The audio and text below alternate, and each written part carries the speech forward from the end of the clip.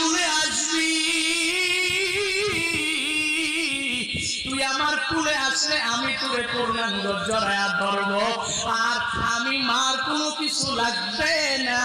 তুই তোর বউয়ের জন্য আন, তোর ছেলের জন্য আন, তোর বাবার জন্য আন। আমার সামনে যখন আইসা তুই আমার বুকের মালিক যখন একটা হাসি দিবি, আমি মায়ের কাছে তোর ওই হাসি হবে আমার জীবনের সবচেয়ে বড় পাওয়া। এক প্রবাসী আল্লাহর বান্দা একদিন টেলিফোন করে, রাত বাজে প্রায় 12টা, সৌদি আরবে থাকে।